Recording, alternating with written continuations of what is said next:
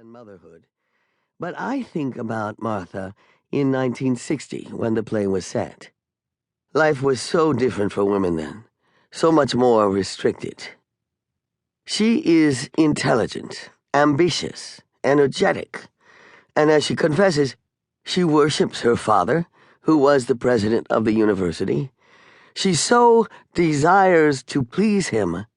Her father has crippled her by not seeing who she is or what she has to offer. She had briefly married the lawnmower, as they referred to the gardener at the boarding school she attended. That made her a damaged person to her father. If it were today, she could have aspired to be a university president herself, or do some other career of her choosing. That would have given her life a whole new purpose, a whole new meaning. But it's 1960.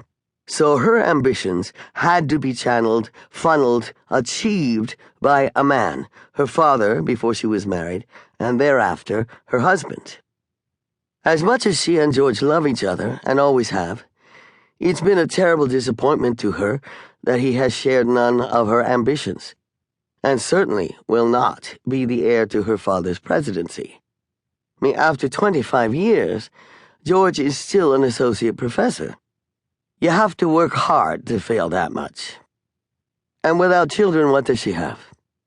She gets to be on committees of faculty wives, to have a spring Easter egg hunt, or a Christmas party, or crap like that, which means nothing to her. She doesn't have any standing other than as her father's daughter, or as her husband's wife. She's not a mother, can't be a baby maker, so she doesn't have that title of respect. Today, we women tend to have more options, not fewer, as we get older. Martha had almost none as she approached her 50s. This time of life that is to me so freeing, to Martha, must have been terribly stifling. So she sits in the empty house day after day, and she starts drinking, which I think many would do, frankly, in that situation. I think I would, if I were sitting around with all that ability but no way to see that I could do something fruitful with it, or do something that used my abilities or challenged my mind. It would be dreadful. Anyone would feel defeated and might overeat or drink or do drugs. Perhaps some exceptional women would have found another private outlet, such as writing, that they could control on their own. But I think that would be the exception, and that they would have been seen as abnormal by the rest of society. Martha chafes at the irrational boundaries, but not in a political way. Her behavior has no boundaries. She has no limits, physically or vocally. She just throws herself around without any thought as to the proper behavior. Poor woman. I started out feeling very angry with her, quite disgusted, and I thought, oh, stop it. Pull yourself together, this is rubbish. But then, more and more, I began to empathize with her. This happens to me often with characters, since I play so many awful ones. They turn out to be more interesting than the good girls. You always know what a good girl is going to do. You never know what a bad girl is going to do.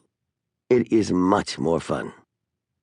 I didn't see the whole film, and I've never seen a stage production of Who's Afraid of Virginia Woolf.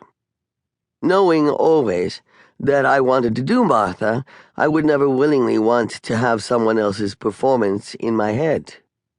But in my readings of it, I always thought it was extremely funny. I saw big laughs. I never understood why no one spoke of it that way. I like a hard-edged humor, and that's definitely Virginia Woolf to me. The little I saw of the Richard Burton Elizabeth Taylor film I disliked immensely, but I think that's because it was performed with acceptance of the culture of the time rather than a questioning of it. It seemed to me that their George and Martha were just two drunks screaming at each other and tearing each other apart for a night. I didn't understand this at all, because my perception reading the play had been so very different. With most characters, I find I go through stages where I truly dislike them. Then I start to find the reasons for their behavior.